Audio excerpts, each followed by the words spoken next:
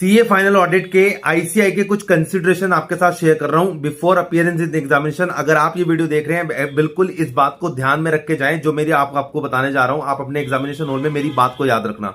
Institute आपके number नहीं काटेगा और आपको अच्छे मार्क्स ऑडिट के अंदर दिला के जाएगी। ये वीडियो ध्यान रखना मेरी बात को, राइट। सबसे पहली चीज इंस्टीट्यूट जो एक्सपेक्ट करता है आप सभी से ऑडिट के पेपर में, सबसे पहली चीज ध्यान रखना, आपको ऑडिट के पेपर में डेस्क्रिप्टिव और एमसीक्यू साथ में मिल रहे हैं। तो सबसे पहले ध्यान रखना, आपको फर्स्ट 15 मिनट में से 10 मिनट अपने पास सिर्फ जो रिक्वायरमेंट है डेस्क्रिप्टिव वाले पार्ट की, उसको आप सिर्फ स्टडी करके छोड़ दें। बाकी 5 मिनट में जो एमसीक्यू में कैलकुलेटेड फिगर्स या न्यूमेरिकल फिगर्स पे जो भी क्वेश्चन पूछा है, जैसे डिमांड एंड टाइम लायबिलिटीज के ऊपर अगर कोई क्वेश्चन आ गया एमसीक्यू में, तो उसकी जो भी कैलकुलेटेड फिगर्स है, न्यूमेरिकल फिगर्स है, तो उस पर अपने पास क्या करें, कैलसी से आप उसको फिगर आउट कर लें और अकॉर्डिंगली फिर क्या करें, उसको आप माइंड में रख करके बाद में उसको अटेम्प्ट कर दें।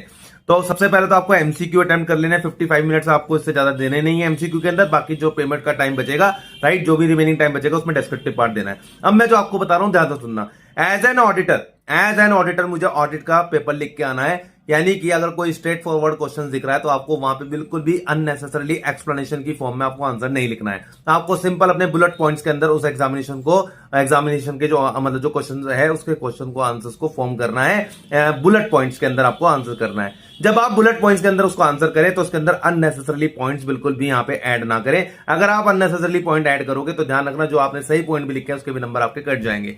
दूसरी बात जो मैं आपको बताना चाहता हूं दैट इज, अगर इंस्टीट्यूट ने स्टैंडर्ड्स ऑन ऑडिटिंग पे कोई क्वेश्चन पूछा, या फिर आपका कंप्लीशन एंड रिव्यू पे क्वेश्चन पूछा, या फिर आपका डिजिटल ऑडिटिंग एंड एश्योरेंस पे अगर कोई क्वेश्चन पूछा, तो इस तरह के चैप्टर्स पे ध्यान ये रखना है कि आपको अगर केस स्टडी बेस पे क्वेश्चन इंस्टीट्यूट पूछ रहा है तो फिर आपको अपने पास जो प्रोविजंस है उसको एक्सप्लेन करो। प्रोविजंस के बाद एक्सप्लेन करके उसके फैक्ट ऑफ द केस को लिखो। फैक्ट ऑफ द केस को अपने पास क्या करो, फिर दोनों को लिंक कर दो, राइट। यानी कि फैक्ट ऑफ द केस और प्रोविजंस को लिंक कर दो तीसरे पैरा में, और उसके बाद लास्ट में उसको कंक्लूजन लिख के आना। बेटा कंक्लूजन के नंबर होते हैं, अगर आप कंक्लूजन नहीं लिखोगे तो लिख के लेना, आपके 2 नंबर चले जाएंगे। कंक्लूजन के 2 नंबर होते हैं, ध्यान रखना मेरी बात को, कंक्लूजन के 2 नंबर होते हैं बेटा।